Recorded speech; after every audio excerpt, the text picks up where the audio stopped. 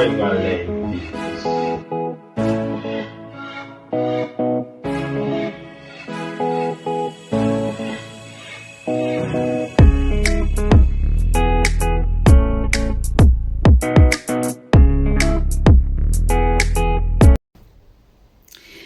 Hey guys, welcome back to another video. So this video should be a sad video, so if you are planning to watch the full video, do brace yourselves.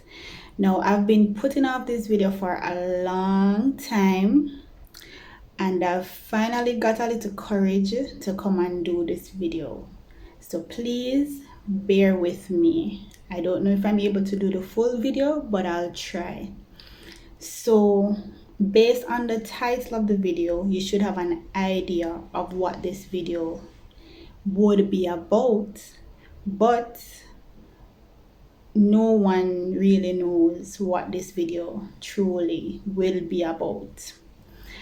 All right, so the other day I was having a conversation with my brother, and he was saying to me that life or growing up was hard for him, because our mother had died and left five of us, and he didn't have much help. He basically had to figure it out on his own. I mean, persons were around helping family and so on, but normally it's your parents, your mother and your father is the person that would really be there for you, whether 24/7, or be there for you to grow you, nurture you, teach you, stuff like that. But as I said, we're basically left on our own. So into the conversation of him talking about childhood, what it was like for him growing up, he then mentioned to say that he thought my life was better because I basically moved into Kingston. I had a new family, a new mom, a new dad. So to him, he thought life was better for me. So I stopped him and I was like, yeah, it does look like life was better for me. Yes, because I was in Kingston, I was going to school. I had a mom, I had a father, I had brothers. I was in a good home. I was going to church. I was healthy. I was well taken care of. So yes, it does seem like my life was better. But inside, I was so heartbroken. I was mentally unstable, like inside. On the outside, look like, well, I don't know what it looked like to people, but outside I might have looked like, things were okay. But on the inside, I was broken. I was torn apart. I was mentally just unstable. So when I said that to him now, he was like, he would have never thought that, because to him, he's like, oh, but you're going to Kingston and, like basically like you must say, you forget Bowie and you're going to Kingston and you have a mother and a father and you live life and the dream life. Because back then, living in the country and going to Kingston was like the dream, so to them, that's what I was experiencing.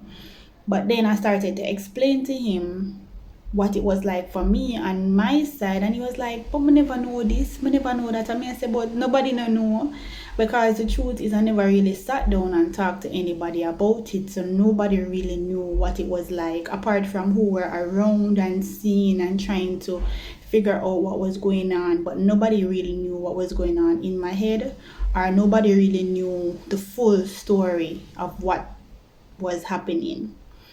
So our mom died on March the 27th, 1995. And the only reason why I know that date is because that's the date that I saw on the coffin. And if you watch my previous video, then you would see where I went to Trelawney and I visited her coffin, and the date that she passed was on it. So that's how I actually knew that was the date. Because back then, when I asked my brothers, nobody really knew. Like, one of my brother, when I asked him, he would be like, so I was about 9. Like, all they can remember, they couldn't remember the year, but they knew that they were about 9, and they had it that I was 5. So that's how they kind of remember the year.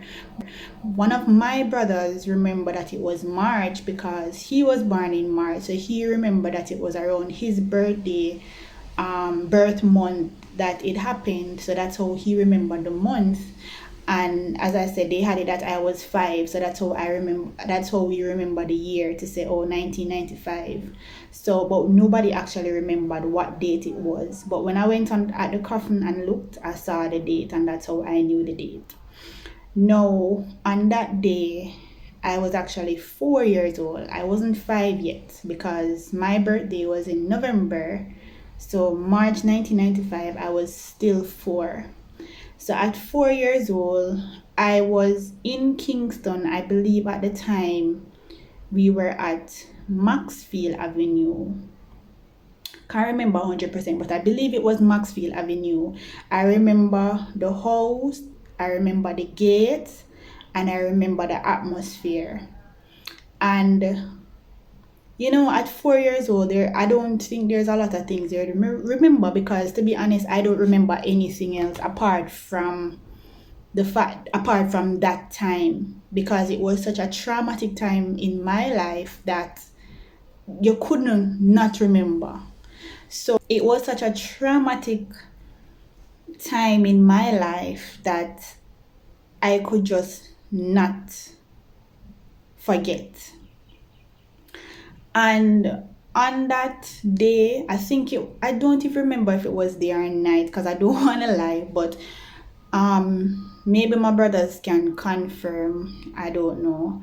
But I remember my mother saying to me that she's leaving now, and I was there crying, because I said to myself, where my mother go, where she go left me. Because as I said again, if you watch the previous video where I went to Trelawney, at the end of it, my aunt was talking about what people were saying when she died, because when she died, people thought that I actually died with her, because I was always with her. They said that I was her handbag. That's what they really called me. They would say that I am her handbag, because everywhere she go, me dede, me there fractal, me dede. So when she died, them assumed that I died with her, but I didn't, because she actually left me to go. I think she was going to another country. Just since I was an adult, my aunt told me that she was going to another work, because at the time I believe my mother was doing like helper work. I guess like washing and cleaning or whatever. I can't confirm or deny that, but I think that's what she was doing, like a helper or sitting job or something like that. No, she was leaving to go to, I think it was Mandeville, my aunt said, and she left me because she couldn't bring me to that job. And she was leaving, and she said, "Me Sue come back, And I say, "Sue come back when? And she said, "We Sue come back." And me a bawl, and me a cry. Me tell her, I said, "No, don't leave. And at the time, Suppergen was my favorite drink. Like, if anybody asked me what I wanted to drink, it was Suppergen. Like, that's all, Suppergen. So me usually feed on Suppergen. So at the time, I said to her, I wanted a Suppergen, and she said, "Alright, you go to the shop, go buy the Suppergen. Go to the shop, buy the Suppergen, and come back." Now, me a 4 years old, but my have sense. So me I say, "No, though, I forgot to the shop for buy it. Send somebody for go buy it." And I think she sent somebody to the shop to buy it. I don't really remember if she sent somebody to the shop, but I know that I was basically there and me delay her for a long time because me wouldn't stop crying. And me a cry, me a cry, me a cry, and me a ball. No matter what she said to me, me find something for contradict it. Like she just say, alright, me I go bring back sweetie. And I say, me no want a sweetie.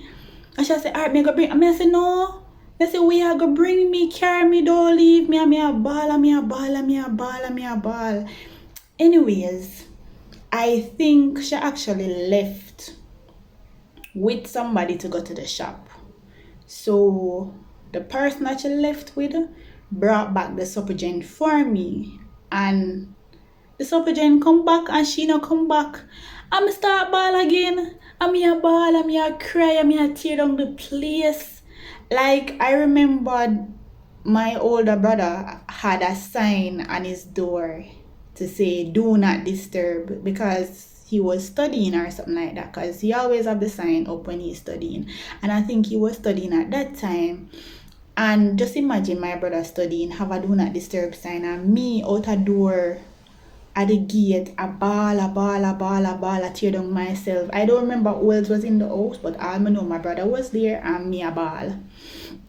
And me a ball a go away long. Like my have to stress on the balling because I never know liquor ball a big balling. And the reason why I say that is because I remembered.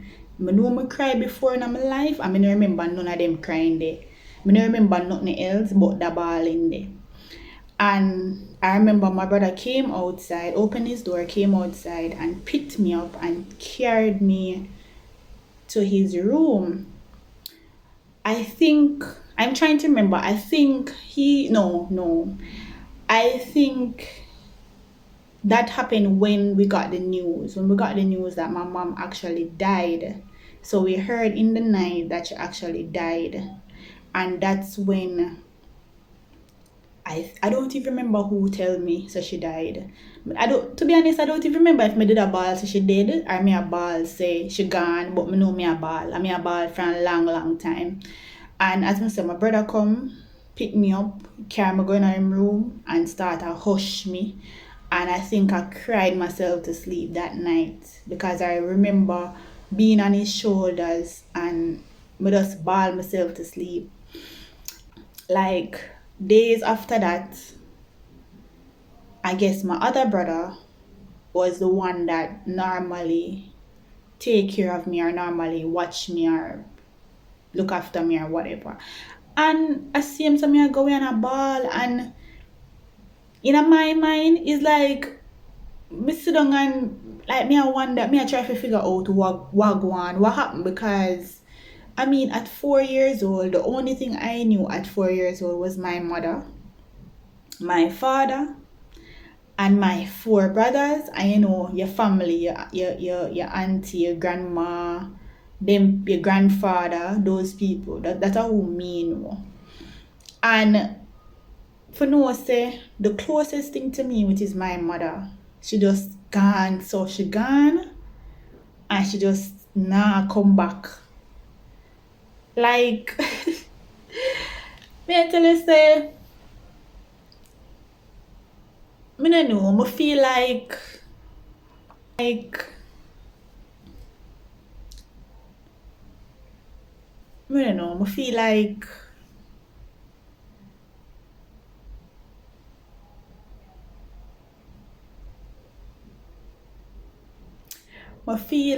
my world just start crumble.